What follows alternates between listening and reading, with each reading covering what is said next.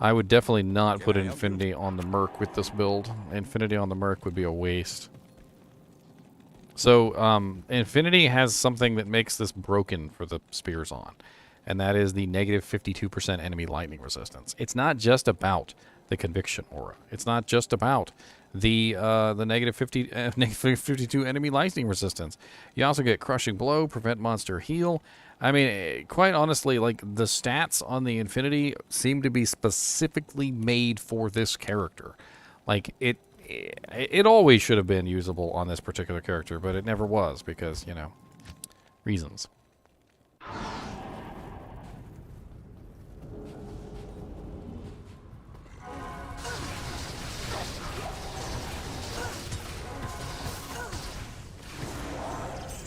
Here, let's bump this up to players 8. Let's bump this up to players 8. Boom, boom, boom, boom, boom. I picked a slow weapon, that's why. I could have picked a faster weapon, a much faster weapon. The pike is the slower one, and the spear is the faster one. And I specifically picked the higher damage one. I probably should have picked the lower damage, faster one, but it doesn't matter. I'm still wrecking at players 8. I don't even care.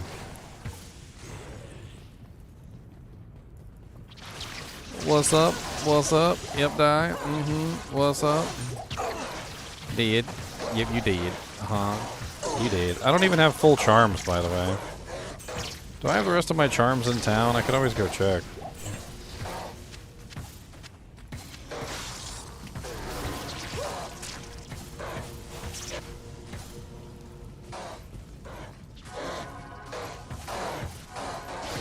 I could also tag in some fend.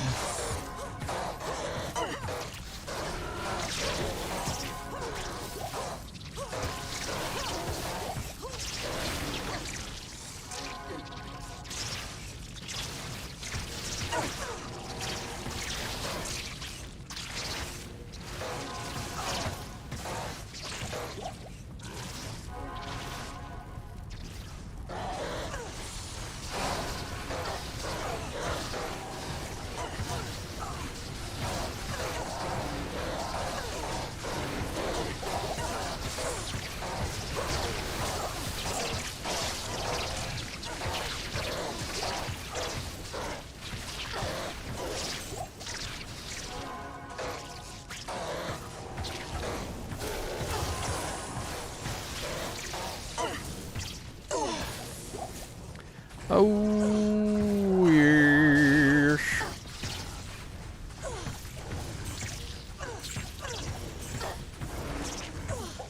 Honestly, I'm doing just fine for players 8. I could even be doing better than this.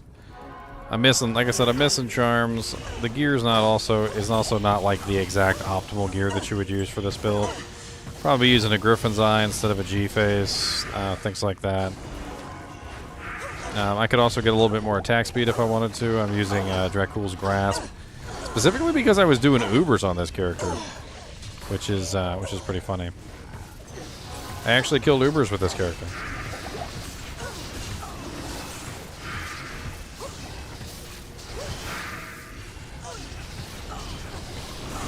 Decrepify. What's up, Decrepify? Spamming Decrepifier.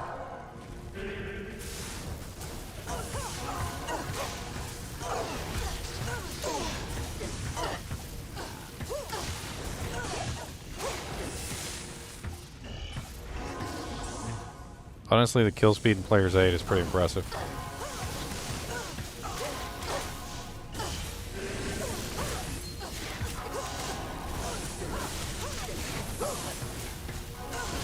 I mean, you gotta think, these Stormcasters are all immune to lightning. And they're all immune to lightning, and I'm still killing them. That Warp Shank that I'm just murdered right there, he's immune to lightning. The minions, they're all immune to lightning, too.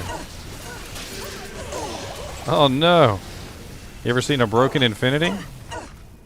I broke an Infinity, my boys. I broke it. I fought the Infinity and the Infinity won. I fought the Infinity and the Infinity won.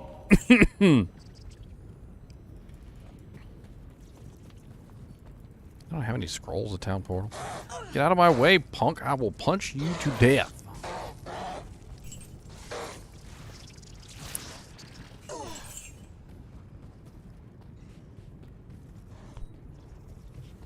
A phase pike. No, I do have a Breath of the Dying in the stash, though. I can't use this yet. Dang it. Stop it. Oh, goodbye, Infinity. The broken infinity is no good no more. It is broken and I threw it on the floor. Yes. Cry me a river down to the town because infinity is broken. It's broken down.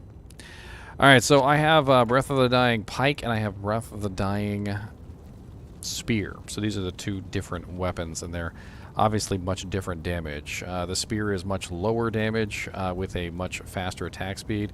The pike is much higher damage with a much slower attack speed. And I played around with both of them pretty extensively, and they're pretty fun to play around with. Let's respec this a little bit, though. We're going to go with a melee build.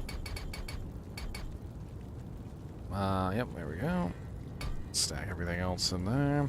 And we're just going to go with melee. So we're going to go with Impale and Fend, and that's it. And we're going to go with Max Crit, Max Penetrate. We're going to go with Max Valkyrie, why not? And then we're also going to max out Decoy. And then we're going to spread our points out in between Dodge, Avoid, and Evade.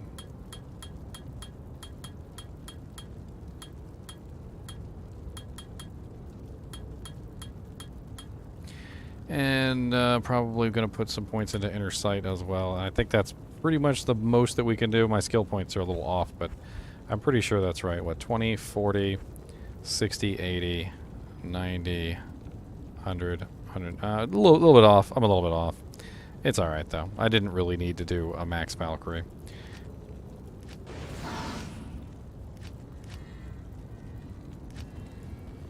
Alright. Am I modding for items in SP? I mean, usually I am modding to test things out, yeah. A lot of the times you'll see me utilizing this program right here. Which is where I go through the process of editing in items, transferring them over to Diablo so I can test out builds and do different things. Hero Editor is a really interesting program. If you ever want to learn how to use Hero Editor, or if you want to download it, I have a version you can download. You guys are more than welcome to take a look. I think I have the files on my Google Drive with a link. Hero. There it is. Let me link it in chat for you guys so you guys can go play with that if you want to. There you go. That is the my tutorial video on how to download, install, and use Hero Editor. All right, so let's go and test out these two weapons, and I can show you the differences between the two. I need my merc. Afternoon. All right, we're gonna do Impale, Fend, Impale, Fend. All right.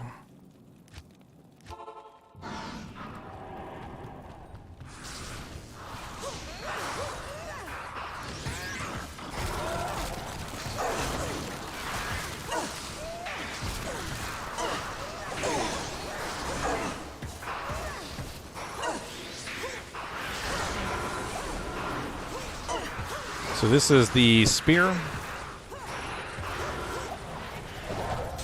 We're on players 8, by the way, so do keep that in mind.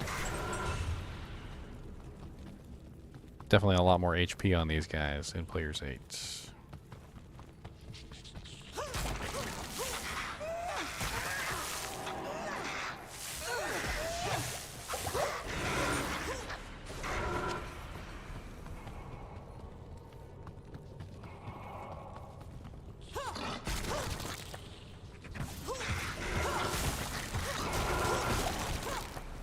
Alright, so let's switch over to the lower attack speed item, which is the pike.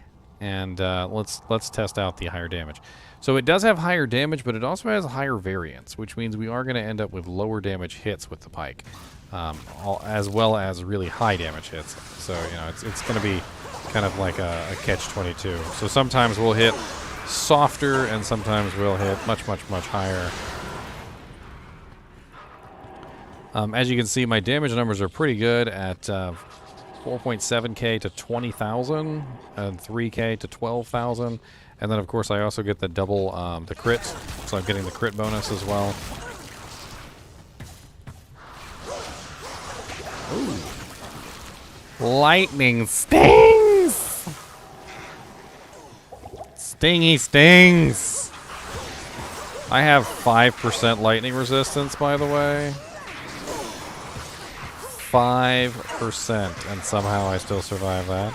I'm pretty sure I dodged it.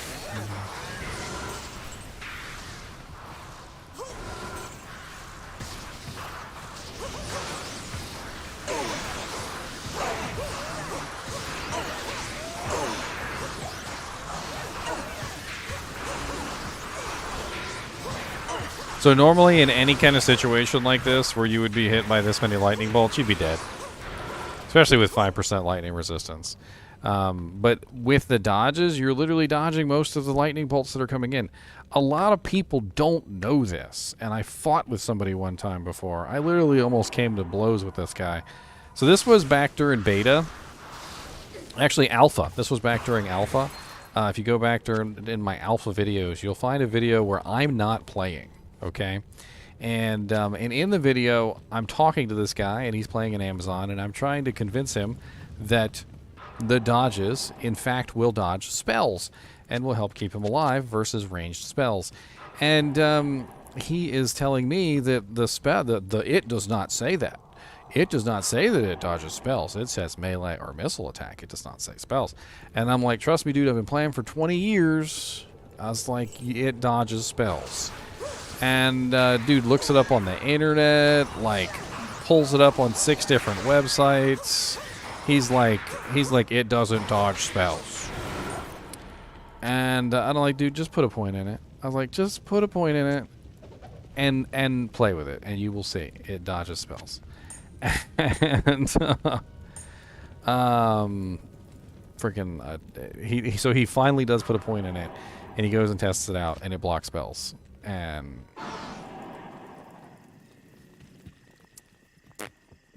You're back.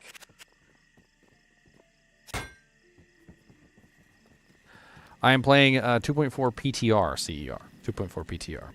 Public test realm. The public of the testing of the realm. Offline, though. Offline, not online. So yes, Fend Amazon, really cool now. Impale Amazon, pretty cool. Lightning Amazon, really cool. They also decreased the number of lightning synergies required for lightning, which is pretty sweet. Actually, really awesome. What's up, Slime Bucket? Good evening. So when you log in CER, you can still play in offline mode. Let me see if I can show you.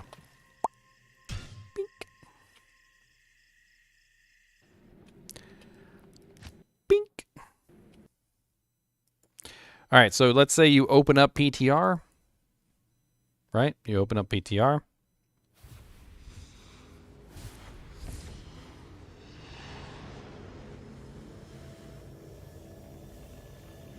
When you open up PTR, it's going to do this.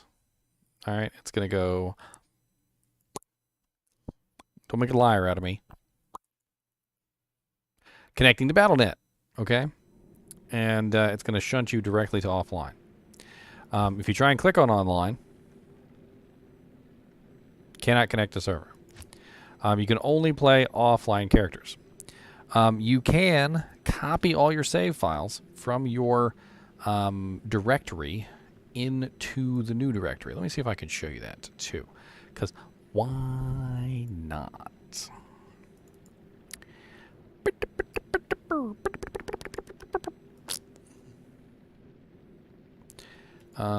This one. No, that's not it. This one. Yes. Okay, so this is the save directory for the game. Okay, if you go here, you'll see this is my directory. It's C users Daniel saved games Diablo 2. So what I do is I go back one to saved games. So C users Daniel saved games, and you'll see in here is the Diablo 2 Resurrected, Diablo 2 Resurrected multiplayer beta, and Diablo 2 Resurrected PTR. So what you're going to do is you're going to go in here to your Diablo 2 Resurrected, and you're going to select all, and you're going to copy them, and then you're going to paste them into the PTR directory here so that you can play with your single-player characters. They will be separate from the characters on your Diablo 2, and anything you do over here is not going to matter because that's what PTR is. PTR is, you know, where all the rules are made up and where nobody gets anything. Yes. I hope that gave you a good idea of what you're looking at. All right, so what's another paladin that we could play around with today? Another paladin. Another paladin. Freudian slip there. I was thinking of the Fist of the Hammerdin. Fist of the Heavens. Fist of the Heavens. The Heavenly Fist. Ah, the Heavenly Fist. There's a Heavenly Fist. Come on down to the Heavenly Fist, and the Heavenly Fist you see.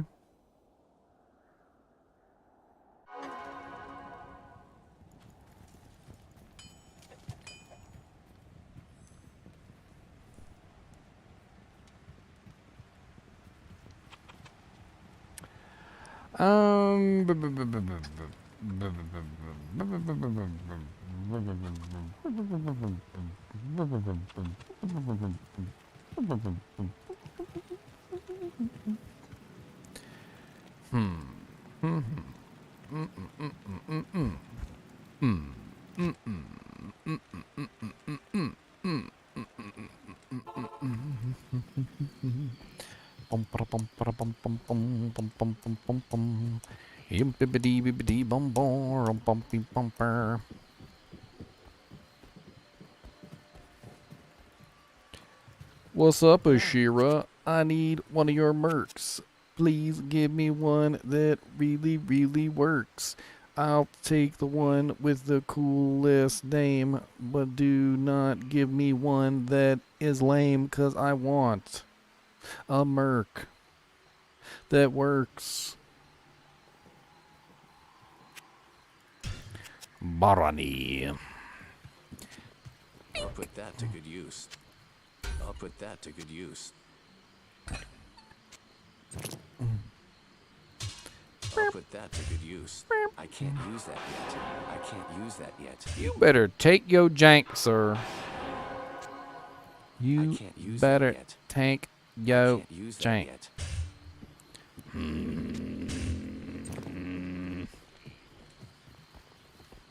How the hell did I have him equipping that item before? I'm pretty sure he was equipping that item before. Unless it's in the stash. Is it in the stash? Dragon, Tiamoc's Rebuke. No, that's not correct. That is not correct. Oh, there it is. I was about to say. I'm pretty sure I had one that was ethereal. Alright, so we want to do something. What do we want to do? We want to play around with the idea of a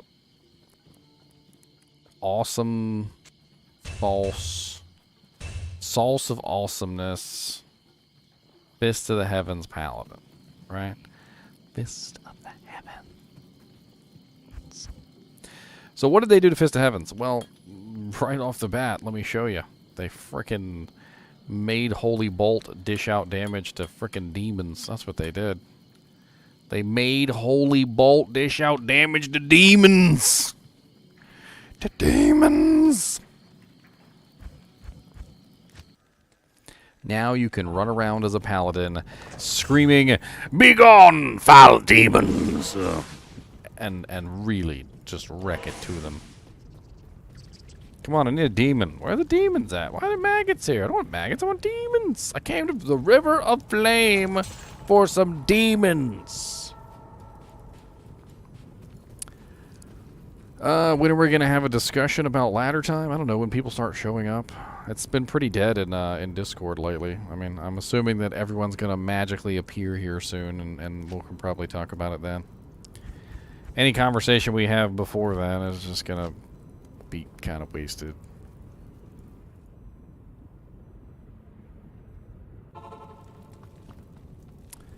Why did you uninstall PTR? No.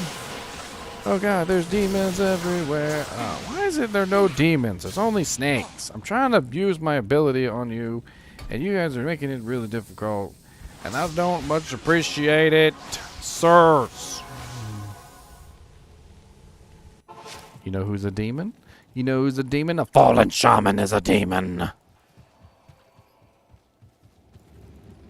Begone, foul demons.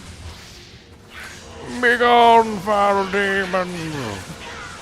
Foul demons. Foul.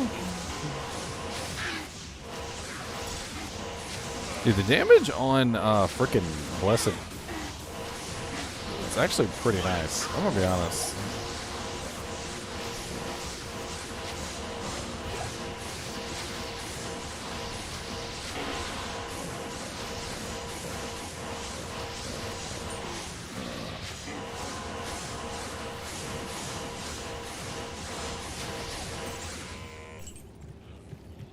So I just had an interesting idea.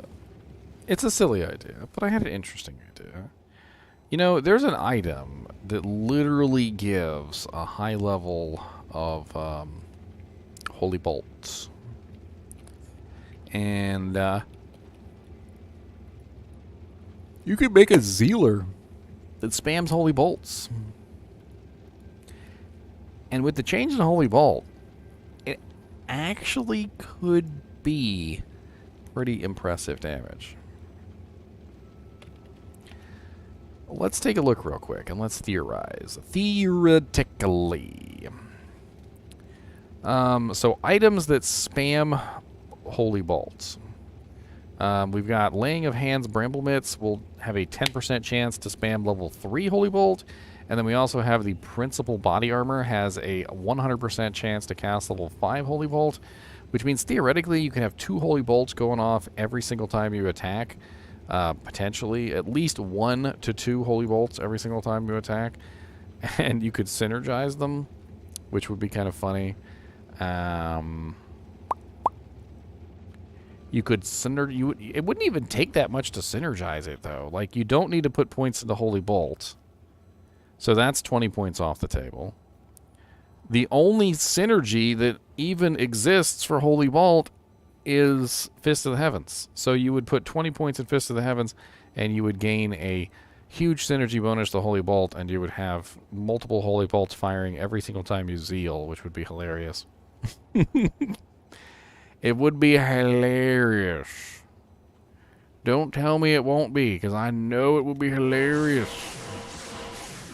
How much damage would it actually do, though? Let's see.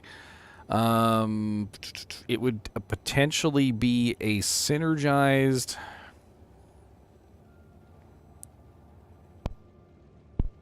What about non-demons? We're not killing non-demons, Kyle. Okay.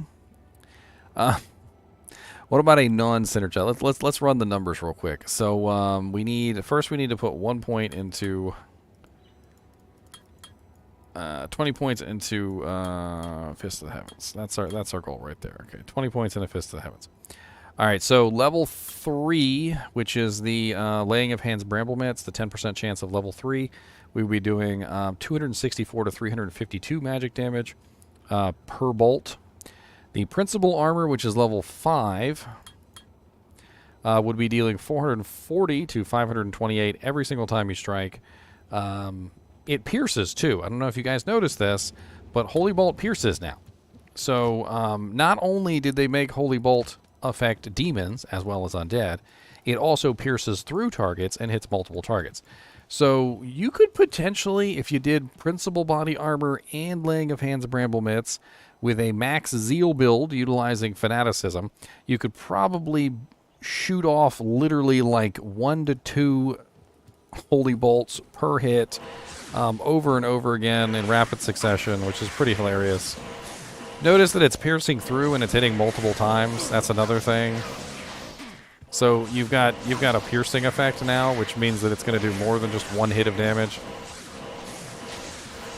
It wouldn't be a cow build, Kyle. You know what it would be good for, though, is Chaos Sanctuary.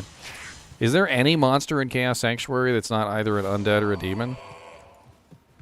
I'm not talking about the road up to Chaos Sanctuary, because I do know that the road up to Chaos Sanctuary has the maggots. The maggots don't count as demons. But for the most part, what I'm noticing is that there's like nothing in Chaos Sanctuary that's not an undead or a demon. Would be a great Chaos Sanctuary farmer. Before, obviously, there's plenty of demons, but The order welcomes you. Urdars aren't demons? I thought Urdars were demons. I thought Urdars were... We're going to go check right now.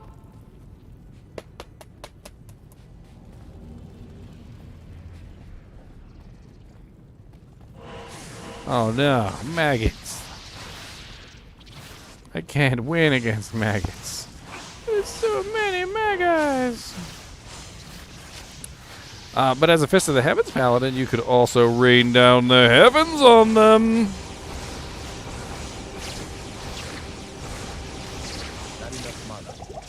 Raining down the heavens on your head. Oh, raining down the heavens just like lead. Don't really do my damage because I don't have conviction running, but whatever. I also don't have all the synergies built. What do I need? Holy Bolt and Holy Shock. Holy Shock. Where's my Holy Shock? That's right. Now I've got the Lightning of the Gods, and now my mana's out. Now my mana's out. You wait till I get one more mana. Eat it.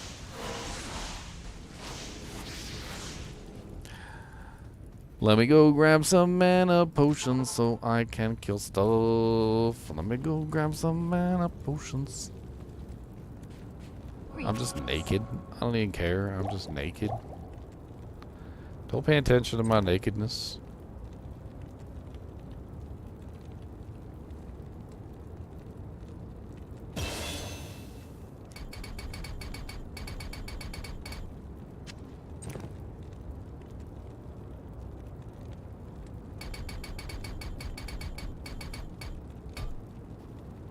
Naked. Alright, let's build it correctly this time. Alright, so Holy Shock, bing. Most likely we're going to grab Holy Shield, right? So, bing.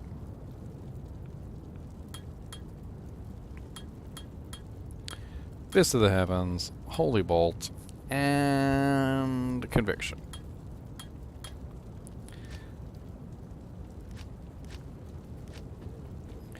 Alright, so now we have a rudimentary Fist of the Heavens Paladin. He could be better. He could be better, I'm sure, but we're just going to play around with him as he is.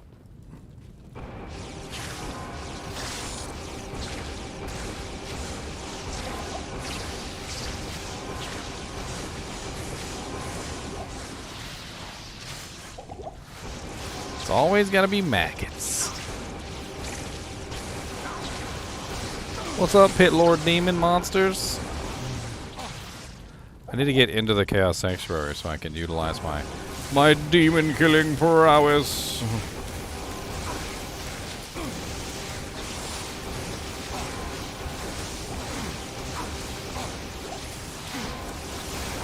A rancid gas potion! Give it to me! Looking forever for one of these.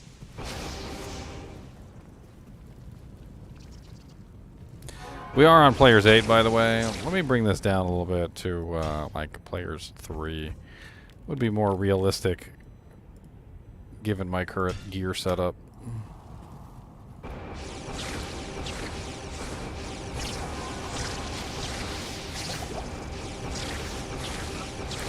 I'm going to have to make my way to the player's 3 monsters, which are going to be up here.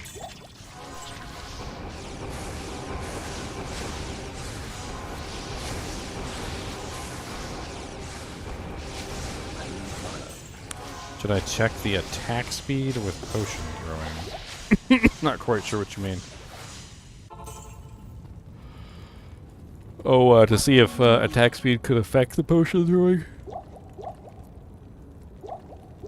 I'm not sure. I think it does.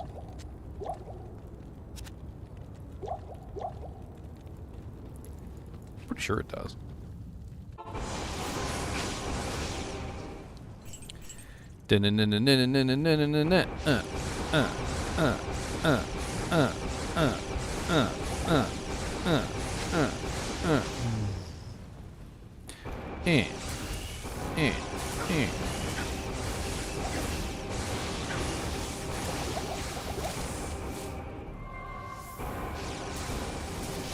So the way the Holy Bolt works is the more targets you have, the more Holy Bolts it fires. So if you're in the middle of a group of monsters like this, notice how the Holy Bolts are just exceedingly high in the volume that they shoot out.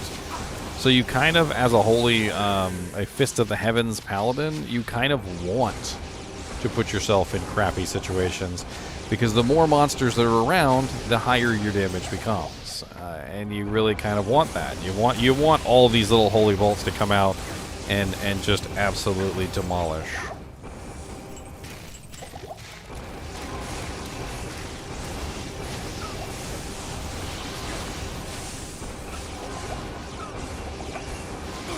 The problem that I've noticed is that the Holy Bolts don't hit the target they originate from.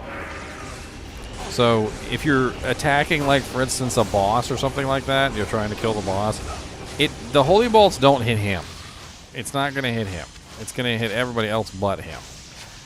Which does mean that when you're fighting a single target, it can be a little bit of a pain in the butt.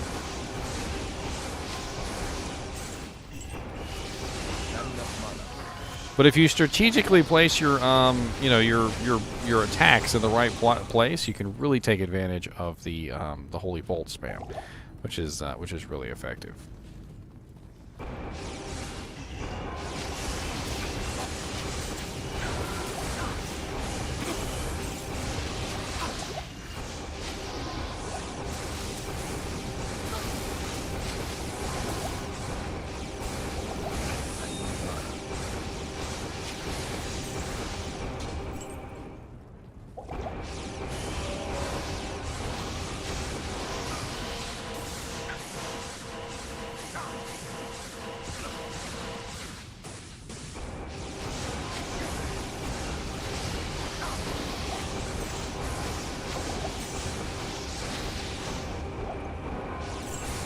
Now, of course, there's a lot of ways that we could enhance this build. Obviously, it's lightning damage. So lightning damage could be enhanced by using, for instance, a Crescent Moon would be a very good choice. Crescent Moon has a rather large amount of negative lightning resistance on it. I would definitely recommend a Crescent Moon. It's easy to get your hands on, has a nice negative enemy lightning resistance, and could be used to lay the smackdown on some of them if you wanted to. Unfortunately, there's not a lot of good ways to enhance magic damage. So, like, if you've ever played a magic, like a bone necro, or a like a bone spirit necro, they don't really do very well. Like, there's not a lot of good ways to enhance the magical damage except for plus the skills. The more plus the skills, the better. But like, you can't enhance it with curses. Lower resistance doesn't help. Amplified damage doesn't help. There's a lot of different things that don't really help magic damage, because it's OP.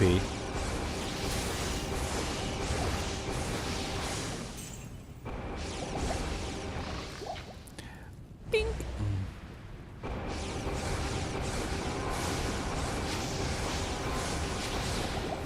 I wasn't even paying attention. My poor Merc. Come back, Merc-a-lurk. That's what happens when you're not geared correctly and you die and then you look like a stupid head. Yep.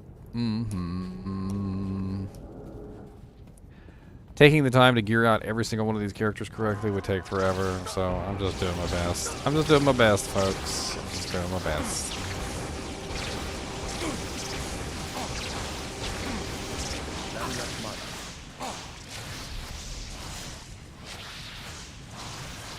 Not enough mana.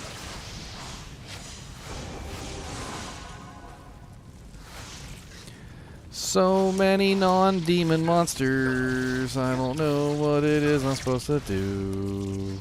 So many non-demon monsters. I think I'll just go back to town and take a poo. Take a poo. So Fist of the Heavens has a delay timer on it of 0.4 seconds. You could get it down to 0.4 seconds. That's it. Anything with a delay timer can't be improved past its delay timer. So I mean,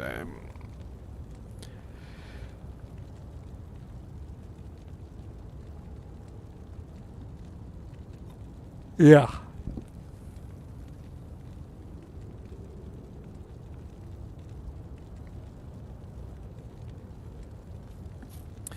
Trying to think what I should play around with next.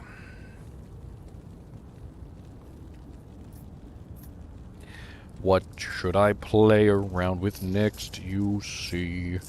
What should I play around with next? Gotta count my gold coins. 1, 2, 3, 4, 5, 6, 7, 8, 9, 10, 11.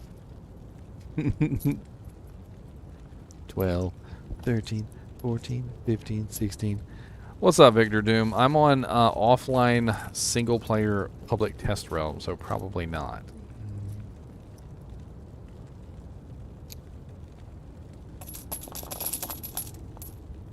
Yeah. What do you need help with, though? I'm sure somebody in chat could probably give you a hand. We got lots of fine folks out here who probably would be more than willing to give you a hand.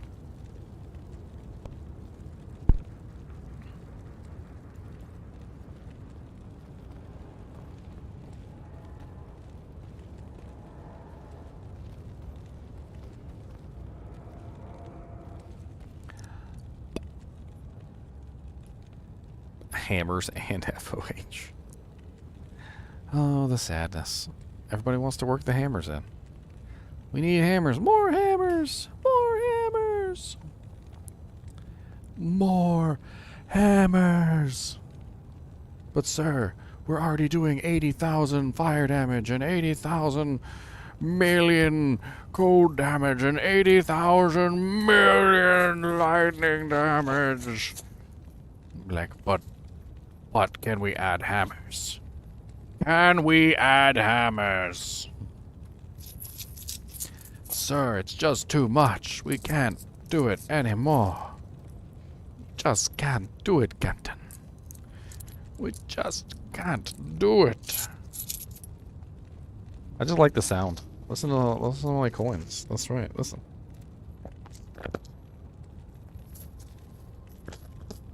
Yes. Yes, my gold.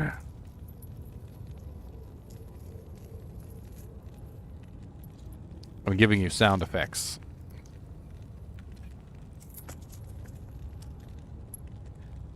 Oh no, I lost a coin. I will forever be shamed. Shamed. Where the hell did it go? I'm so confused right now. My dad, he used to tell me these funny stories because he always used to have coins. He's a coin collector, by the way. Yeah, he's a numismatic or whatever the term is, numismatist. So anyway, he's always like counting coins and stuff, and he's always like checking coins. And like he would literally wake up in the morning and he'd go into the kitchen to get himself something to eat, and he would have a coin like stuck to his like butt cheek or something.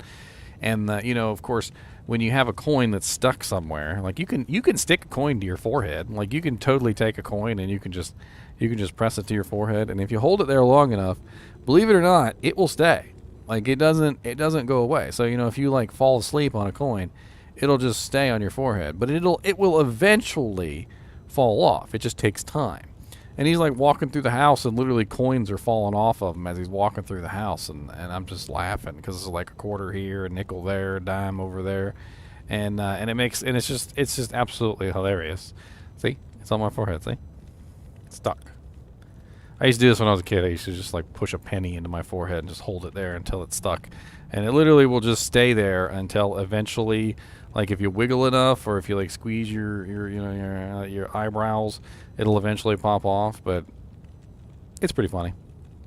I used to just walk up to my friends sometimes, and I used to just like push a quarter into their head, and I used to just hold the quarter like this, and they'd be like, "What are you doing?" And I'm like, "Just shut up, just shut up. All right, just sit still."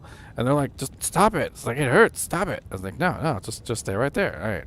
And then like a couple minutes would go by, and I'd let go of the quarter, and it wouldn't fall off, and they'd be like, "How did you do that? Why isn't it falling off?" I'm like, what?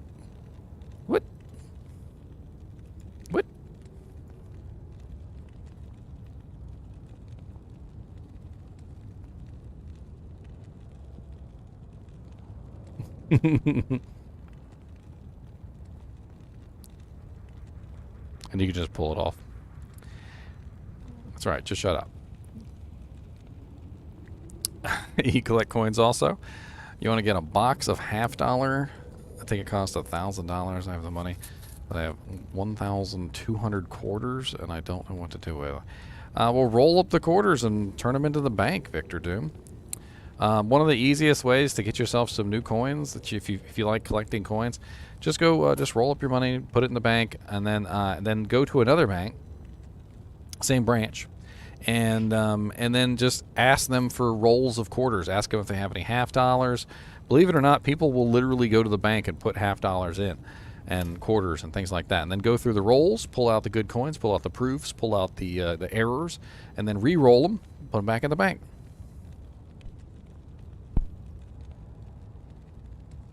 It doesn't really cost very much. That's for sure.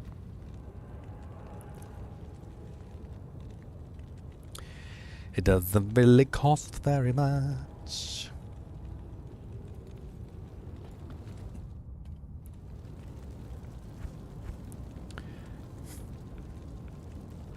They keep messing around with thorns, and I'm kind of torn. Like, let me show you what I mean by messing around with thorns. So, thorns used to be a percentage damage returned, and then they changed it to an attacker takes damage of amount, and then they changed it back to a percentage with an attacker takes damage amount. So now it's 1,010% damage returned with attacker takes damage of 144.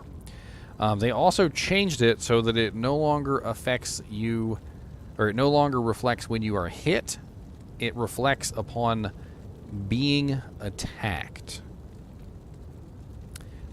which is pretty cool. So if you guys are unaware of what that means basically that, like, so if somebody comes in and they hit me, here, let me use my bag of coins. If somebody comes in and they hit me in the old days, they would have to connect a hit. They got up, and then the reflect happens, all right? But now they don't gotta connect the hit. The hit just goes and whiffs, and they still take the damage anyway on a whiff, which is pretty impressive. If you guys have ever used thorns on your summon necromancer, if you've ever used thorns on your druid, if you've ever used thorns on basically any character that has minions, like maybe even a Valkyrie on your Amazon, thorns generally works pretty well, but the monsters have to actually hit the monsters for it to work now. So thorns actually works a lot better than it did before. It's still physical damage, but it's interesting the way that they've kind of modified it so that it does an attacker takes damage of amount, which means it basically does a guaranteed 144 damage now. Let me put in all my points into health and run out here with a bunch of health pots and play around with the idea.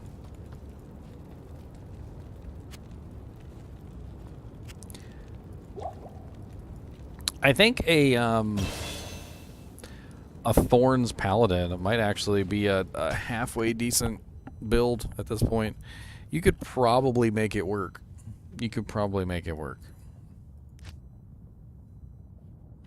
I think you would have to have some sort of amplified damage built into things, though.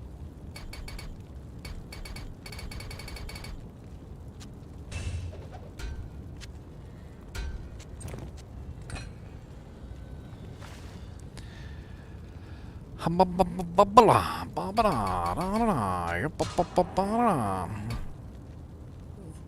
so let's play around with this idea. So, max Thorns. Let's go ahead and grab Holy Shield, because we want max Holy Shield. We're also going to grab max Defiance, too, because we want our defense as high as possible. The general idea here is that I don't want to get hit. So, don't hit me. Don't stop believing. Whoa, whoa, whoa, whoa. Don't stop believing. Woo, woo.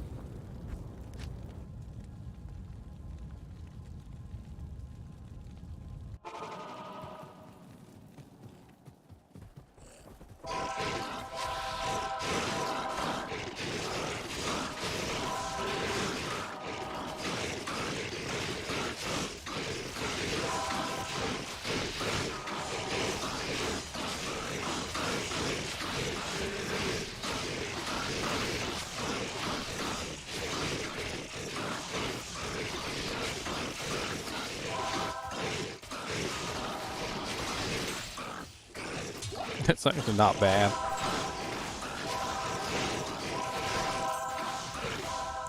Convert them all and there's nothing left. Convert everything. My army of the undead. Who needs an army when you've got the ability to convert everything to your side?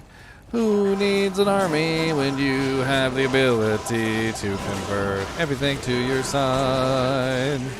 Oh, the army is mine. You guys are mine. Have a little bit of this and that, and everything is mine. Convert all to mine. You guys are all mine.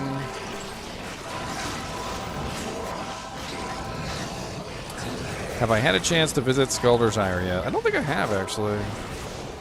I've been working through the armors, though.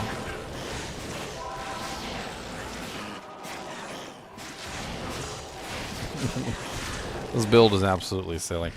I do think, though, that having like ridiculously high thorns might actually work now. It would take a very specific build. It also seems to function off of the attacker takes damage of effect, so you might have to build like maximum attacker takes damage of gear. Like everything that has attacker takes damage of on it, like that you could possibly imagine, so that you're stacking on top of the already attacker takes damage of 140, or well, 248 at level 27 with 1,290% damage returned. So it's going to be 248 attacker takes damage of plus 1,290% returned plus whatever your attacker takes damage numbers are. So if you also have attacker takes damage of numbers on your character, it's going to stack on top of that. Like attacker takes lightning damage of 15, that's going to add in attacker takes damage of 262. There's that right there. I mean, you could also theoretically add in Spirit of the Barbs from the Druid. There's actually an item that gives Spirit of the Barbs. You could also add in Amplify Damage, which I think would be the best choice, because obviously attacker takes damage of his physical, and you want some kind of reduction in physical resistance so that the majority of your Thorns damage isn't just simply disappearing into the ether. I don't really think conversion was the best choice there. But, I mean, it does kind of make a little bit of a sense, because I would be applying my thorns to them and not to me, so I could get some additional use out of it. But you know what would make more sense is having something like maybe a stone armor, so you can have a clay golem. That way your clay golem could be taking the damage. There are ways that you can get minions as a paladin. Could be interesting. There's also ways that you could stack thorns. I tried this before when they changed it to a flat number, but I didn't try it when they changed it to a percentage and a flat number. I'm actually kind of curious. Do I still have that character around? I might still have him sitting there. Not the test druid. No, not test druid. It was Rabid Wolfpack? Was it Rabid Wolfpack? I think it might have been Rabid Wolfpack.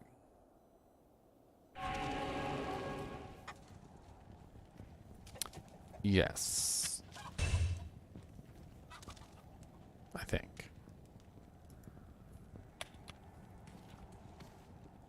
I mean, we could go ahead and we could test this real quick. It wouldn't even take that much effort. So what we've got to do is we've got to put a bramble and an edge bow on a merc. So bramble and edge bow on a druid. Yep, it's all coming together in my mind. It's all coming together, boys. Let's do some more of this hero editor so that we can make something really cool. Come on, guys, and let's have some fun today so that we can make some runes. Alright, so what we're going to do is we're going to go to our summoning druid. So this is our summoning druid. And we need to change out the merc. That's the most important thing here. So we're going to change out the merc to a Thorns merc. And basically what this is going to do is it's going to allow us to have massive amounts of thorns. I've done this before once, and it actually works out really well. So basically what you do is... I'm going to have to make a bramble. Let me actually take my bramble. That way I don't have to make one. I'm going to take my bramble. I'm going to put it in the stash before I edit this character. And then that way I can save it for the character, the new character. Is there anything else I want to save from this character? Let me see what he's got on. He's got Beast, Archon Plate. Okay. All right, not really. We do need amp damage. Do I have any form of amp damage? Doesn't really seem like it.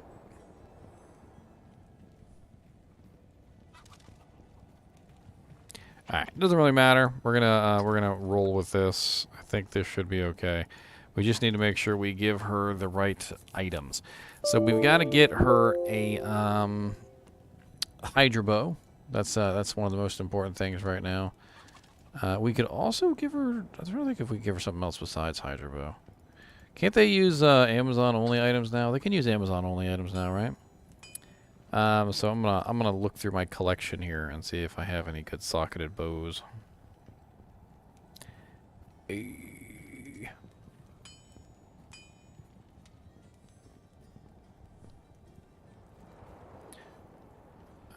Weapons.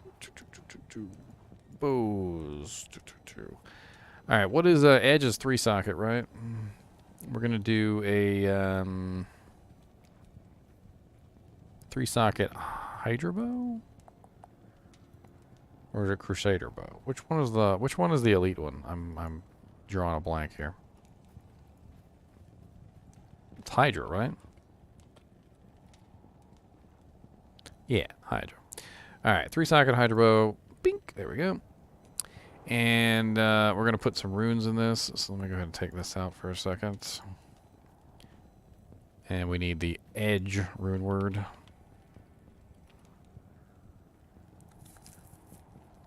I really want to start as an Amazon JP. I think that'd be pretty fun. Tier Tal Am. Okay, Tier Tal Am. I don't necessarily think it's the best choice, but I would like to start as an Amazon.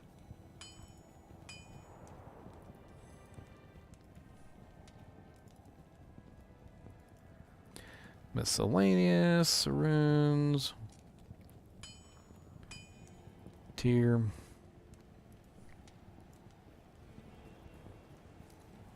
Tal. Am. Alright. Save him. Bink. Transfer him over. And let's see how he does.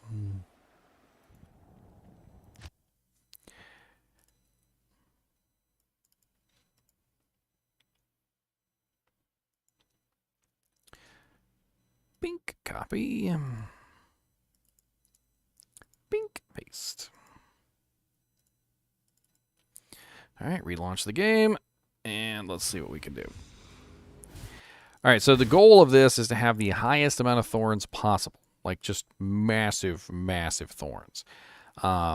They've changed thorns, they've reworked it twice, and I tested it last time, and it was still rather lackluster. So I want to test it again with the new version, and I want to see how the new version runs. All right, so let's see how the new version is performing.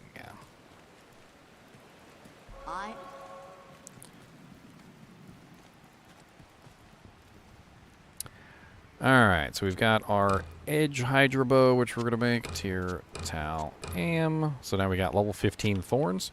That level 15 Thorns is going to go on the Merc, which we can't do because he's not the right Merc. Oh, great. Give me that. You don't deserve that. All right, let's grab a Merc-a-lurk. Let's go ahead and get a Fire Merc. That sounds good. We'll get Windy. Come on, Windy. Let's go.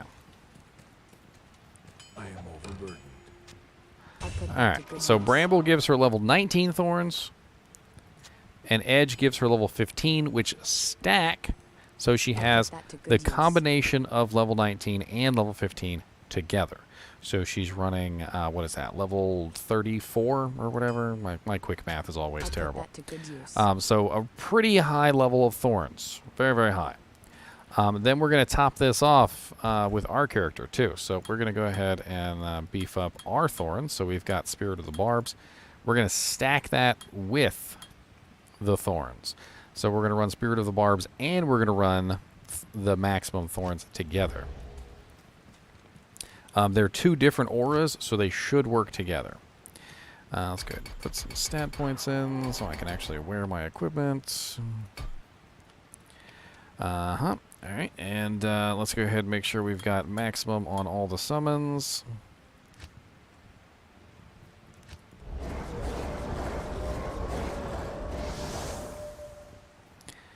And get our ravens out. Summon dire wolves. And our bear. Alright, and let's see how this rolls. This is going to be interesting.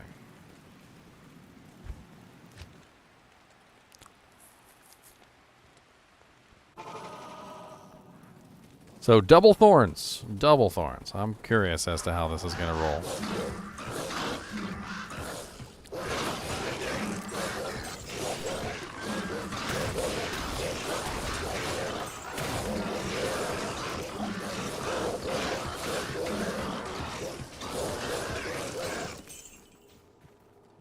I can't carry anymore. Not bad. Not bad at all. We are on players 3. Let's bump it up to players 8. That's right, Onyx. The Zoo Druid is born.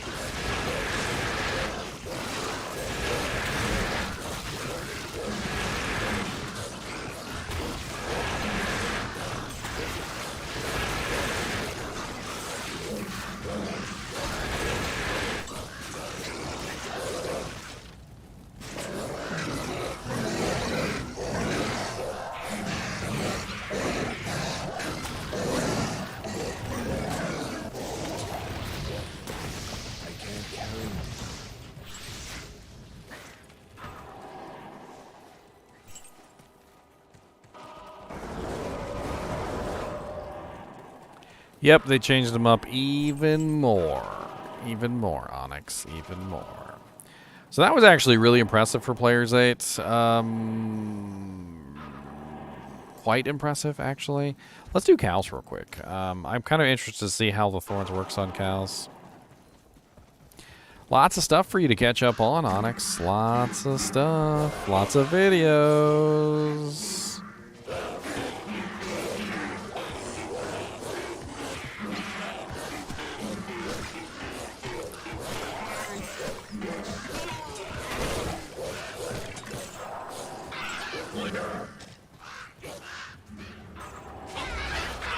What's up, Rockapishu?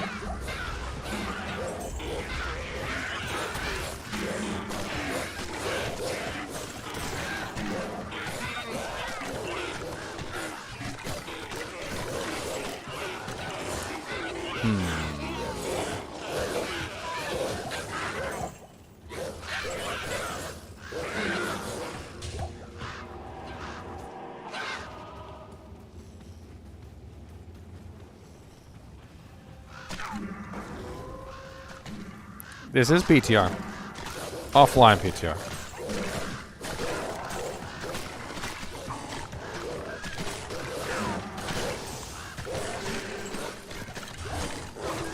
Oh, it's Busy Grizzy. What's up, Busy Grizzy? How's it going, man?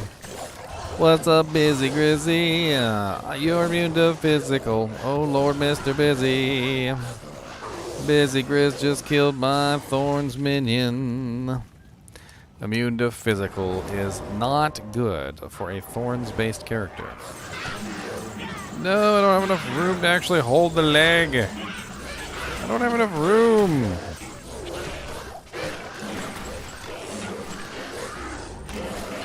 I will cheat. I will cheat. I don't have the room to hold the leg, so I used my item pickup slot. And I saved and exited, yeah. And I got the leg, yeah. I got the leg, and I got the leg. And I got the leg.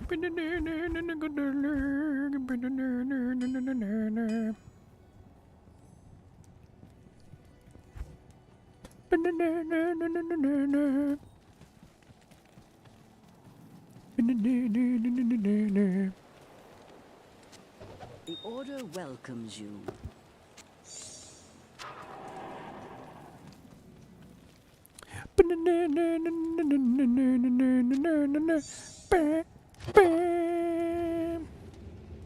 Success. It only took me like 72 years. Wow, wow. Windy. Windy. What is going on, Windy? 66666. Windy? Windy. Can we talk about this? Okay? Can we talk about this? Because I feel like that's a little much.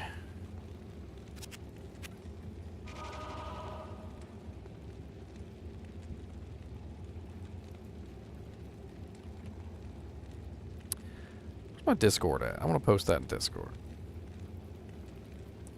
Open Sesame, Discord. Why do you never do what I say?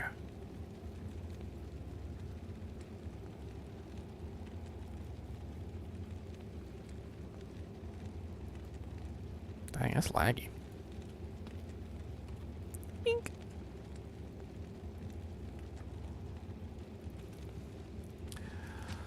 Summon forth my minions everywhere. Summon forth my big ol' bear. Got to summon. Summon.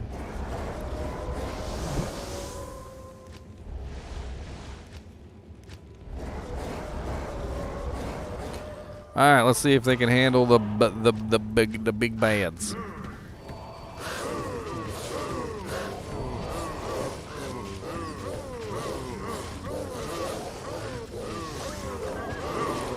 P8 cows, my boys. P8 cows.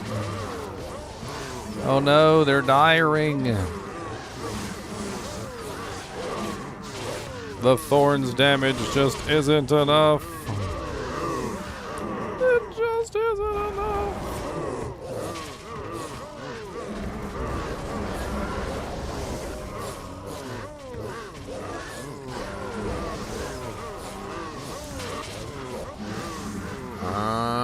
It's not enough, boys. Not enough. Thorns plus amp. I mean, yeah, you're right, but where am I going to get the amp proc from? Where am I going to get the amp proc from?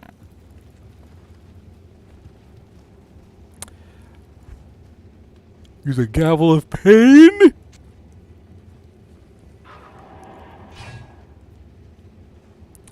It's the gavel of pain. Watch out.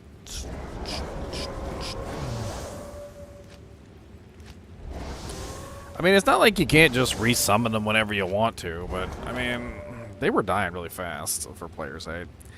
Let me drop it down to players 3. Let's see how they do in players 3.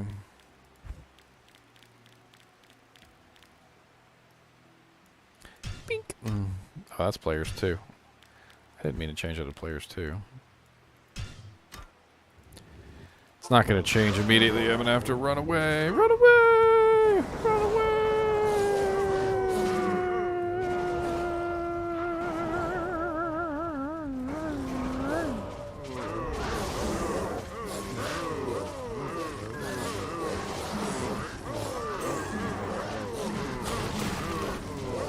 I feel like I should probably have shockwave with this. Like, I feel like that would be like a good thing. Just spam some shockwaves into this mess.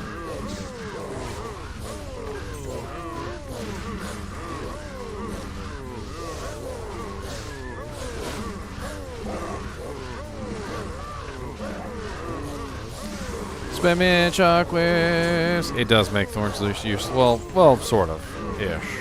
Sort of ish. I mean, they're still going to attack. It's not like I beefed it up to max. I could at least help control the fight. It would definitely slow things down, though. You're right.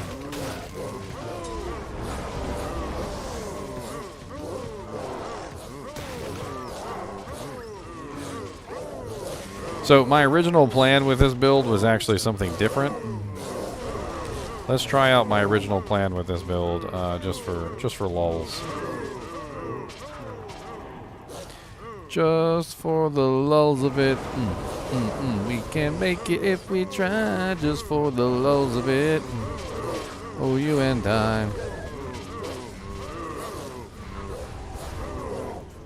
So my original plan with this build was to have an entire army, just the same as I'm doing right now, but was to focus on rabies. So I was basically going to synergize rabies with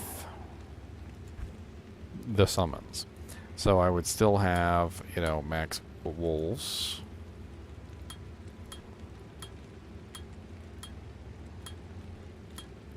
Max that, and I would usually go through the werewolf tree down here to rabies. I'd beef up rabies to maximum, and then put as many points into poison creeper as I could. It kind of works out okay. It's not really the greatest, but it works out okay. I'll show you guys what I mean.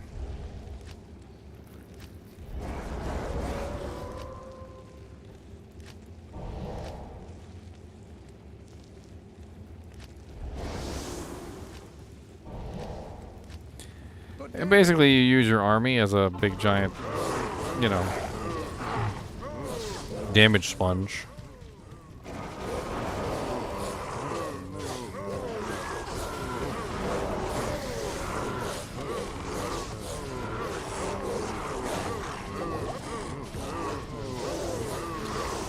I could never really quite get it to work out right, though, especially in higher player counts. It doesn't really work very well.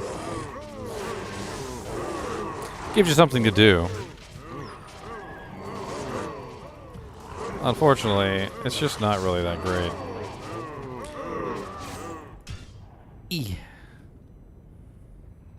Necro's 50-man army. That definitely is a lot better than mine. Just the farty fart. We gonna fart if we fart. Gonna farty fart. You and farts. So I know I've already dropped this video like 3 times today, but I'm dropping it again. I don't care. You guys can sue me in the courts. So I am starting a new channel, specifically revolving around toys, believe it or not. It's called Ginger Toy Mentor. If you guys could do me a favor and head over there and subscribe, I'd appreciate it. But basically, I've put out my first video today, and I'm going to be putting out a bunch more I already pre-recorded a lot of this stuff, and really I just have to go over like individual things and set the videos up. It's a lot more editing than the videos that I have on here. Obviously, these are a lot more of me talking, you know, yakking my lips, my gums, and when it comes to the toy videos, I gotta open the toy, I gotta transform the toy. Like a lot of the really cool transformers, they've got multiple modes. You know, they've got obviously like the car mode or the truck mode, and they got like the robot mode, and some of them turn into a helicopter and crap.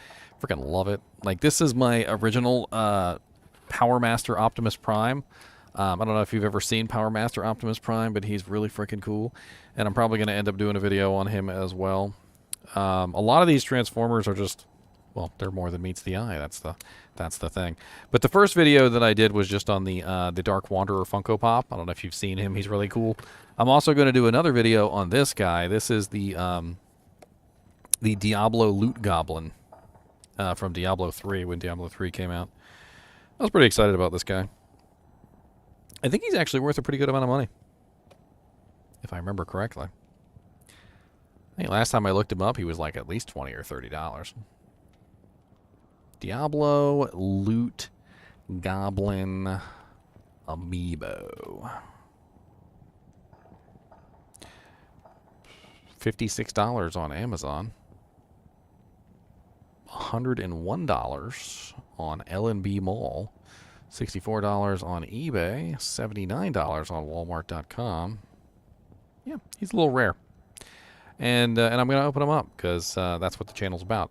So if you guys like have ever had something that you were like, hey, I don't want to open this because it's probably going to be worth money. Well, that's what my channel's for, so that you guys can come and take a look at what they are. I mean, a lot of the Transformers are pretty cool. Usually you can transform without instructions, you know, as long as you're careful. You usually won't end up breaking them. I've got all sorts of cool ones. I'm going to be doing a lot of the newer ones that have just come out that are pretty darn awesome. They kind of like go off the original cartoon. Like this is Ultra Magnus, and Ultra Magnus is pretty cool. He looks really good, to be honest. Very, very much like he did in the original cartoon. I also have like some of the remakes. So Walmart did a bunch of remakes a while back. They're basically these sort of like reprints. I don't know if you've seen the Walmart reissues, but the Walmart reissues are literally just like the original toys using the original mold, and they resell them, and they're really cool. I've got quite a few of those. I got Blaster. I've got Starscream, original Starscream. I've got original Optimus Prime. Those are going to be opened on camera too, so just in time. Eventually, I'll have as many videos on there as I have on my current channel.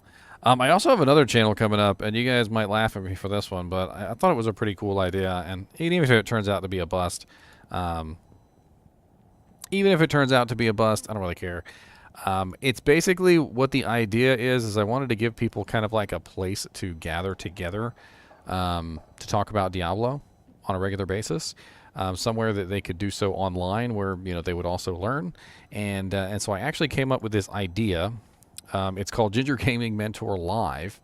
And what I'm going to be doing is I'm actually going to be doing what's called a 24/7 live stream. I don't know if you've ever seen a 24/7 live stream, but I'm going to take a lot of my videos, all the tutorials and the item videos, like we were talking about earlier. There's literally like 500 unique items in the game, or some crazy number like that. There's like 127 set items. You know, there's all these rune words. There's like 80 some odd rune words.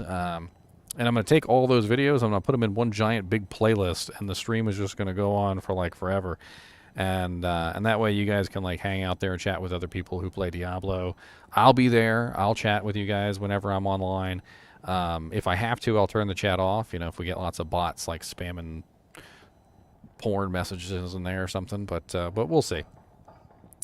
Kind of like a rerun, but kind of not. I don't know if you've ever seen 5 Minute Crafts does these things where they have like these live chats or these live streams, and they just stream like all night long. And I guess kind of like the goal is that it's not ending, so you wouldn't have to worry about choosing the content. I'm going to choose the content for you guys. So I'm going to curate the content myself. I'm going to cut out most of the live streams. I'm going to build a playlist. I'm actually going through the process of building the playlist right now, so it's going to be like in a good order. And then that way when it plays, you know, it'll go from like item to item or ability to ability. And it's going to include pretty much all of the unique item videos, the set item videos, the I mean, yeah, kind of like a One Piece channel. Yeah, like that plays like the whole show of One Piece, like from beginning to end.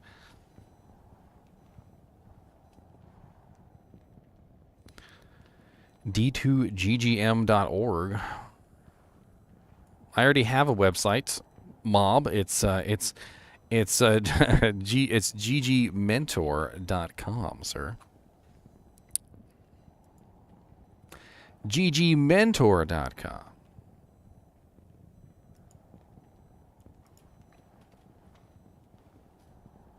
Well, the difference is that this would be Diablo related, so obviously Diablo people could come hang out, and you know, it's an idea. I'm probably going to get it up and running probably today, if I can. I don't know if I put the link in chat. Did I put the link in chat? Yeah, that's it right there. Yeah, that's it. Ginger Gaming Mentor Live. I actually was meaning to check and see if I can access the Go Live feature. Unfortunately, it requires 24 hours before they allow you to go live, so it's probably not going to be today. I would assume tomorrow would be when the 24 hours hits, and I could start doing the live stream on there. Don't do that, Kyle, please. Please, no! What else did we want to test? I can't even remember. Boson, maybe? Do I have the right bows to test her out as a boson?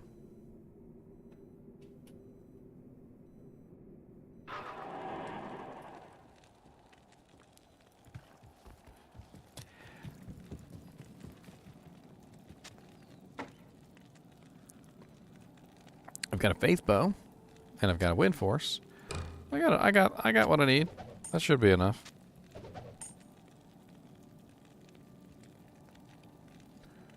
Oh yeah. There's been a lot of changes. Onyx was like, I'm bored and there's nothing to do anymore and I want to play Skyrim instead. And then they're like, changes. Changes.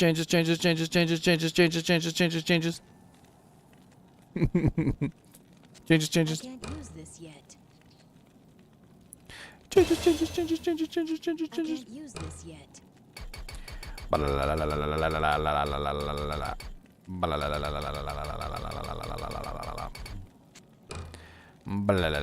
Bink.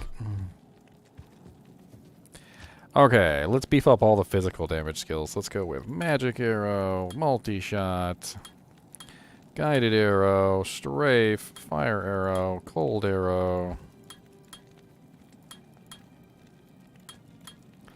I don't even care. I'm just going to beef up all this janks.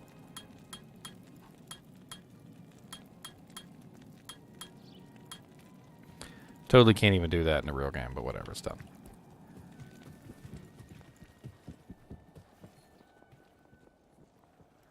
Afternoon.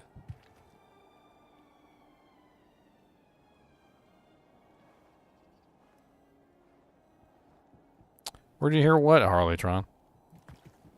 I'm pretty sure I posted about Uber Diablo changes like a long time ago.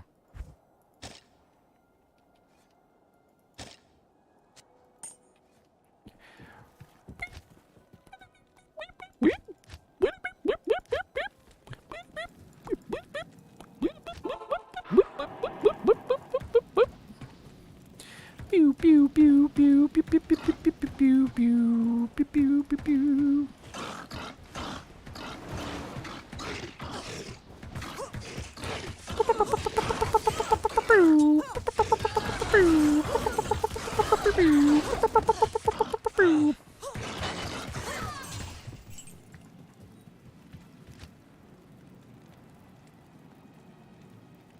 Isn't a region and the realm the same thing?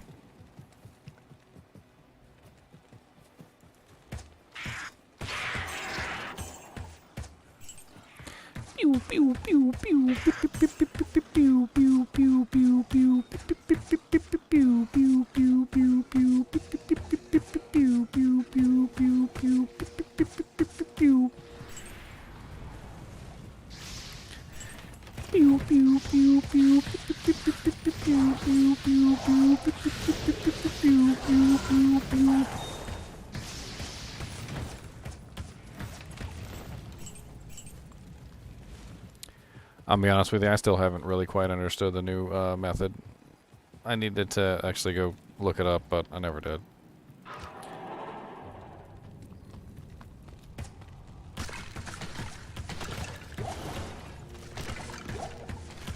Pew pew pew pew pew pew pew pew pew pew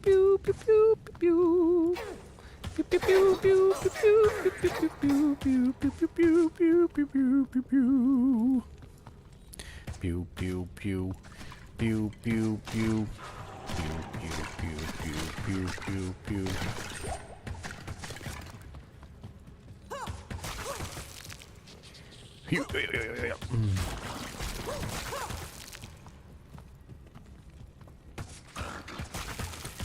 They also added a damage bonus for guided arrow, I believe. A synergy bonus.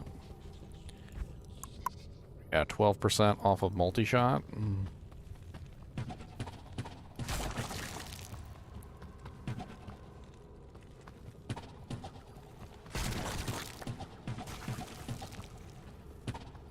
I know there's a command now that you can type in. Also, Diablo2.io, if you guys haven't ever been there, I believe they're field testing a new feature, which is kind of like a notification system to let everybody know when Uber Diablo is about to spawn. Which sounds pretty darn beast, in my opinion.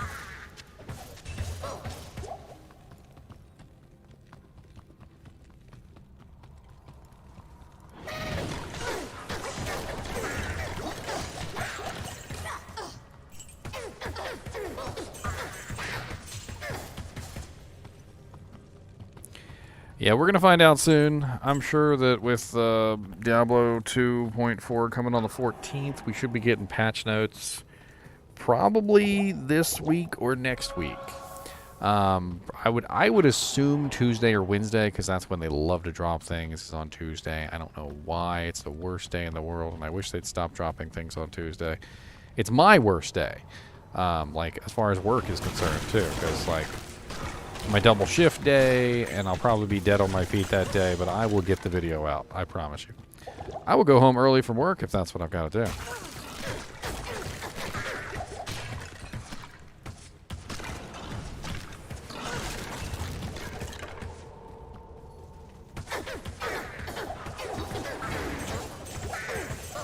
Alright, let's test out Magic Arrow. The arrow of the magic, it comes for you. It's the magical arrow too. It does lots of damage, and you'll see I can shoot you right in the pee-pee. It's not bad. Let's check out Cold Arrow. Cold Arrow got beefed up too. Let's check that. What's up, Live Freedom? Let freedom ring.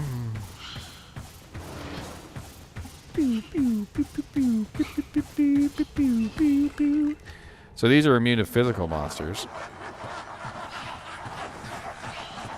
And as you can see, Magic Arrow works pretty good against them.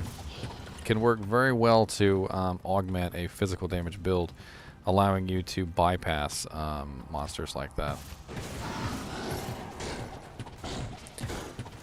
Immune to physical don't mean nothing. I'll still take you out with the stuffing.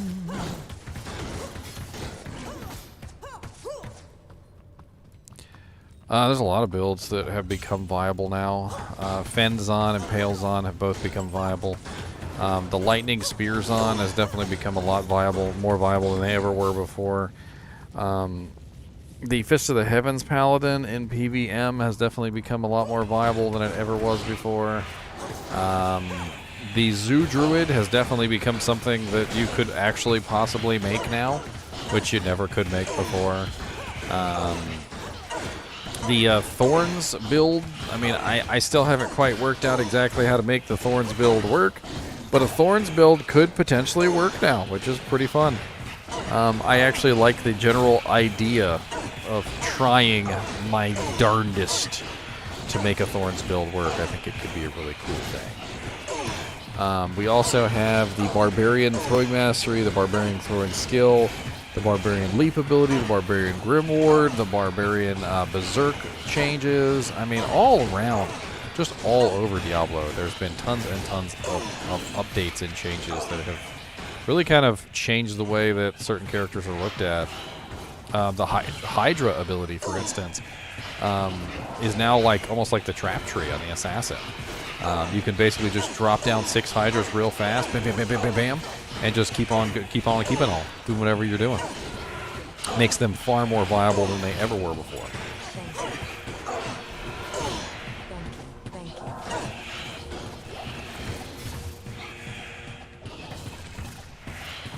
But yeah, you know, this magic arrow works pretty good on the physical immunes. I actually like it.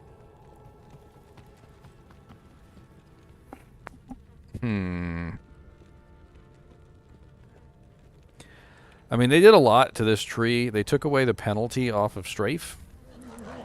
They took away the locking effect off of strafe. I don't know if you guys ever noticed before, but when you fire strafe, you're usually locked in the attack, which means that you can't move until strafe is over. Now you can move before strafe is over. Like, you're not like strictly locked into it. The penalty is gone. It used to have like a 75% weapon damage penalty. That's gone.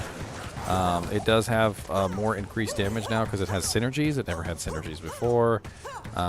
They also messed around with immolation arrow. So they changed immolation arrow so that it actually has a much lower delay.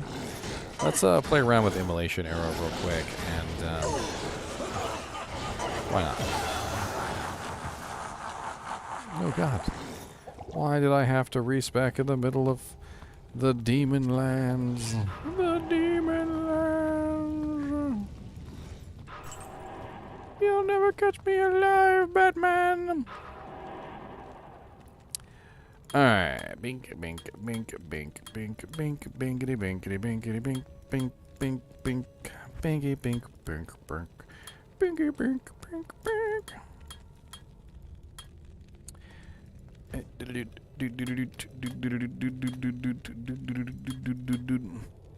don't even care. I'm just slapping in points.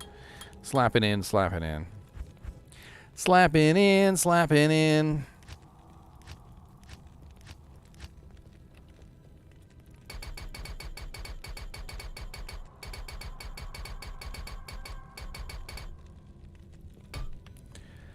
Alright, so immolation arrow and exploding arrow got buffed. Immolation arrow in particular got a really nice buff in the form of a delay decrease. So it used to be a really long delay. There was also another buff that they made to the ability. So the second buff that they made to the ability was the ability for the buff to no longer interfere with other abilities when you fired it. I don't know if you guys ever noticed, but when you fired immolation arrow, despite the fact that immolation arrow already had a delay on it, it also carries with it a really stupid additional delay that is created on other abilities. Well, they removed the sort of like the synergy global cooldown, I guess would be the term. They removed the global cooldown from it. Made it a lot easier to utilize. So you can weave better. In fact, that's one of the things that they did in particular that's really awesome is the spell weaving. I don't know if you've seen that, Onyx, but they have all these ways that you can weave spells now. So like before, if you fired off a blizzard or you fired off a frozen orb, the other skills would red out for a second, which made it pretty difficult to spell weave. Well, that doesn't happen anymore. So the cooldowns on spells are restricted to those spells only. So when you fire blizzard, it only cools down blizzard. It doesn't cool down everything else also. Spell weaving is going to be a pretty big deal. Armageddon is also interesting. They changed Armageddon so that it has more damage, but they did it in a very interesting way.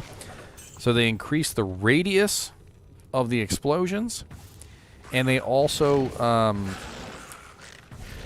the radius of the explosions, and they increase the amount of hits. So more impacts will happen on a regular basis, and on top of the more impacts, you will also get a larger radius on those impacts, which means that those impacts will hit more targets. So in general, Armageddon does way more damage than it did before. Not really an increase in the damage, but just simply an increase in the frequency and the amount of times that the damage is actually applied to targets.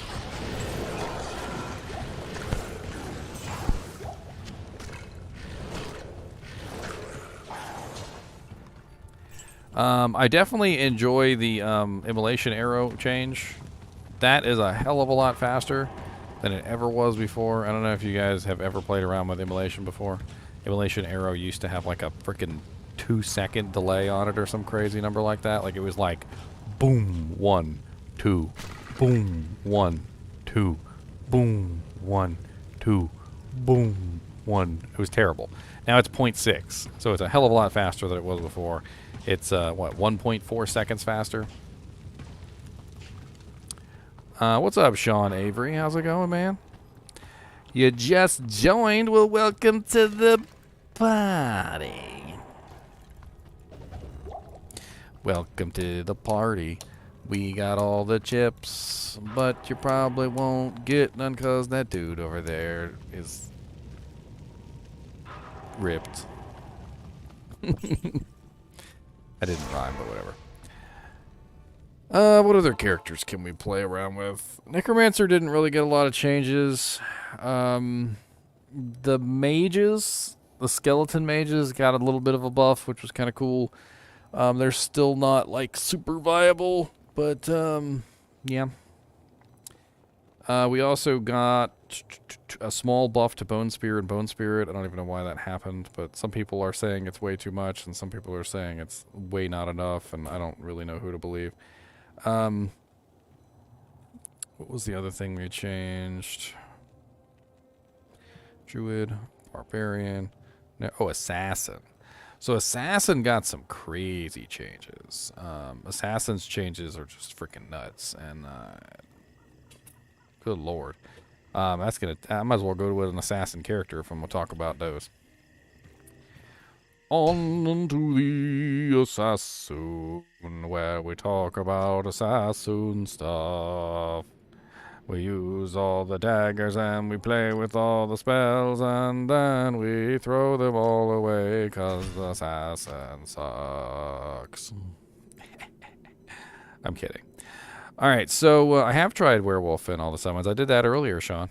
I've been streaming for five hours, so I've done quite a lot of stuff so far.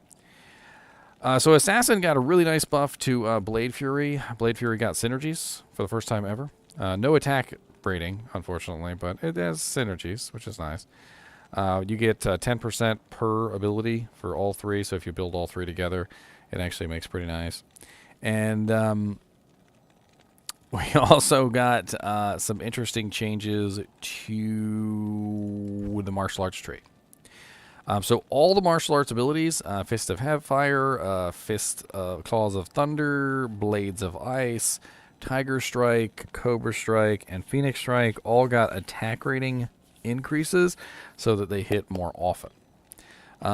It's interesting because they want to make sure that these are hitting, because I guess, you know, they have to hit to charge up an ability. It's a pretty big move because all of these getting a huge attack rating bonus means that they're going to be hitting a lot more often. On top of that, they also made it so that Dragon Talon, Dragon Claw, Dragon Tail, and Dragon Flight will never miss if you have a charge. So if you have a charge, any of these charges, doesn't matter any of these ones that you want to build, if you have at least one charge, these attacks will no longer miss. And this is a pretty big deal because basically being able to guarantee hits is not only something that's pretty cool in PvE, but it's also something that's pretty cool in PvP. I mean, if you think about it, if I can build up like 3 Tiger Strike charges, 3 Phoenix Strike charges, and like 3 Blades of Ice charges, and then teleport on top of you, guaranteeing a hit, it's going to be pretty painful in PvP. I think the assassin might have become the assassin again. But it's one of the interesting things that that about the martial arts tree. They're really trying to get people to focus maybe on actually using the martial arts tree instead of just using the kicks and moving on with their life, which a lot of people tend to do. Every single time, man, I've built a martial arts assassin, I'll always say, I want to build a martial arts assassin, and they're like, oh man, kick sins are great, or oh man, dragon talent sins are great, or whatever. And I'm like, no, I want to build a martial arts sin, and they're like, those are our martial arts skills, and I'm like, no, those are charge up abilities, or those are finishers. I was like, I actually want to use like the whole tree. Like, I want to use the charge ups, I want to use the finishers, I want to use the whole thing, and they're like, well, that sucks. Like, those are terrible. And I'm like, but I still want to do it, though. I want to give it a try. And make it work. I want to make it work. And I might actually give this another try now, because the last time I did a martial arts sin, it was pretty painful. I'm going to be honest with you. It was pretty painful. I felt like I was just kind of subpar, no matter what I was doing, and I didn't like it. It just really felt subpar. Very subpar.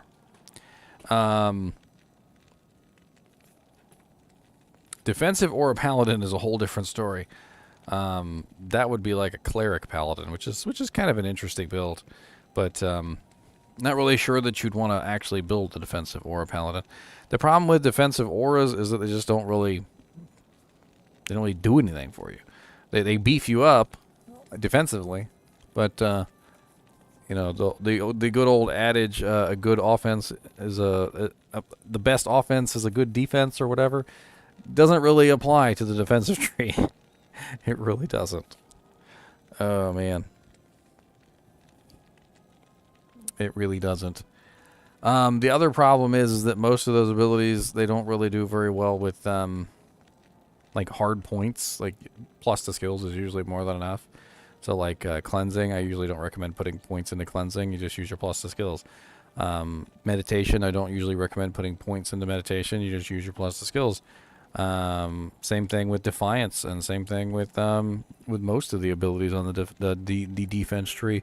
The only ones that are really any good to put points into, to be honest with you, are holy fire, or fire resist, lightning resist, and cold resist, the auras, because they give you a passive bonus to your maximum resistance, which is pretty powerful. Have I tried a whirlwind barb with flesh rippers with the new blades? No, I have not, actually. That could be funny. I don't know if I have any barbarians on right now that could pull that off, but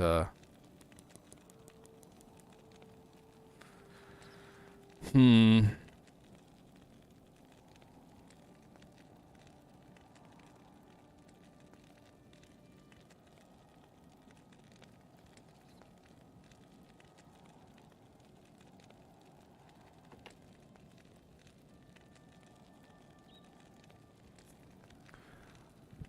already did his Sorceress set. I'm pretty sure. I will pull it up for you, Daniel Brannan. Because I'm pretty sure I finished all the sets, and if I didn't finish all the sets, then, well, I need to get to work. Bink.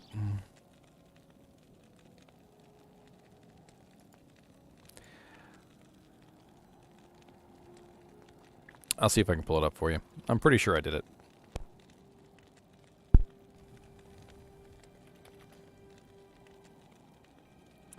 Let's see. Cow King, Berserker, Sanders, Tancreds, Natalias, Hawaiians, Talrushes, Cathans, Caligulaws, Sazabis.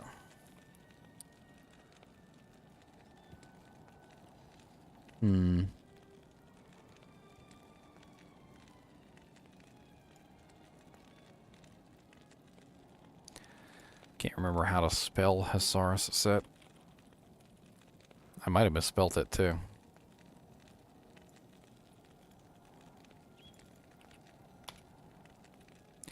Yep, there it is. 1,780 views. Public. Published on February 25th.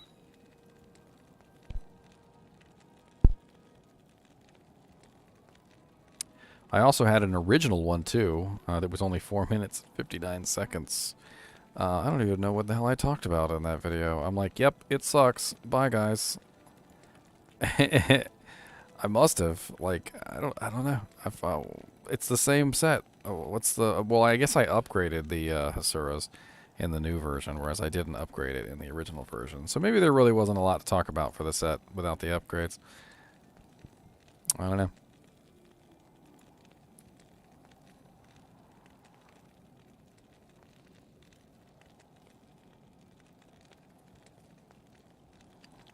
I don't know. I don't know. I don't know. I don't know. I don't know.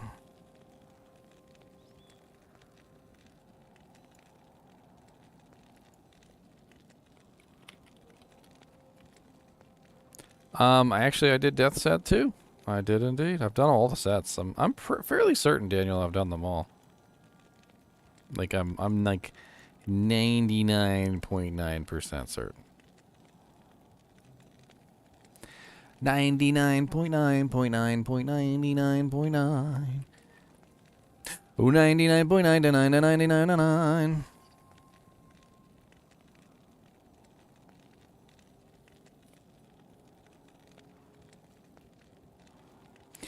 Death Bit, Death's Fathom, Death's Disguise. There it is right there.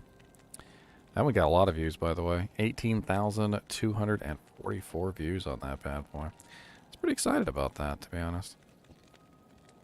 472 likes on Death's Disguise. Y'all killed it on the likes on that one. Speaking of, how many likes I got today? 53? Alright, that's alright, I guess. That's not bad.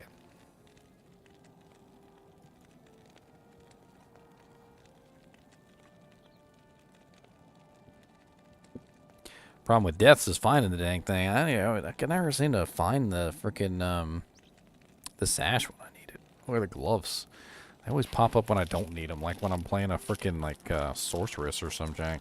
I'll be like playing a sorceress and then like I'll get the belt and the freaking gloves and I'm like, yay! Playing a barbarian or a paladin, can't find it to save my life. Can't find it to save my life. I just want to have a wife. Can't find it to save my life, but that's okay because I'm gonna go to bed. Boop, boop.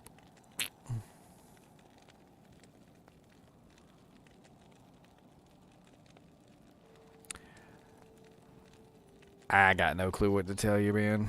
I've got so many videos on my channel now, it's pretty easy to get lost. I've got so many videos scheduled. In fact, you know what? Let me give you guys a sneak peek into tomorrow's episodes. Why not? Tomorrow morning at 8, I've got the Gargoyle's Bite Winged Harpoon. Tomorrow morning at 10, I've got the Putrid Avatar in Elden Ring. And then tomorrow morning at 12, or is that afternoon? 12? Conviction Aura. Conviction Aura, if you want to go over Conviction Aura. That's a pretty good one. And I've got so many videos that I gotta work on. I've been so busy. Like, oh God, I need like an assistant. Someone who can help me out with some of these menial tasks so I can pump out more videos. A lot of the times, you know, I'll pump out the videos and then I gotta go through the process of editing them. I gotta go to the process of making thumbnails. I gotta do all this stuff myself, and you know, it takes a lot of work. Especially when you have thousands of videos. Thousands of videos is a lot of videos. I'm approaching 2,000 actually. I think I'm at like 1,300 or something at this point. I don't even know last time I checked. That's why I always tell you guys, I got lots of stuff in the pipeline. Let me check real quick. I got 1, 2, 3, 4. 5, 6, 7, 8, 9. 10, 11, 12, 13, 14.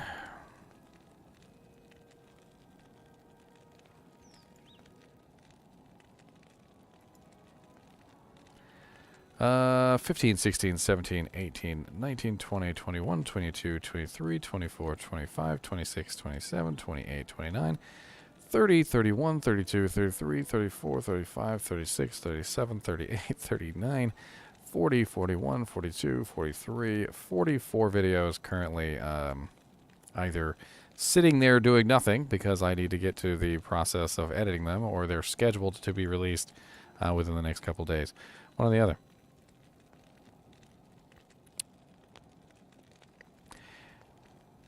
Yeah, and I got more, by the way.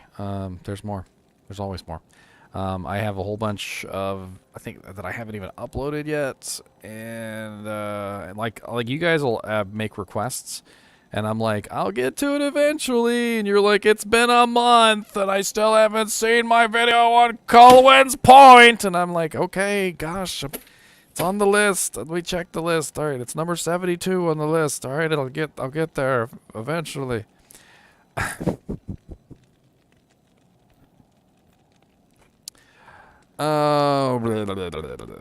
right, guys, I am hungry. I want to get some sleep. I also have some other stuff that I need to finish. I'm actually going to try and see if I can, I don't know if I can or not, but I'm going to try and see if I can get this live stream running before I go to sleep. It should be 24 hours. I don't understand why it's not 24 hours. I want to get this 24/7 live stream running, like, as soon as possible. And literally run it 24/7. Like, literally, all the time. If I can get it done correctly and quickly enough, it'll be up literally the entire time during ladder and all of that stuff. So hopefully it'll catch on. As always, I do appreciate you guys and gals watching my videos, and keep watching.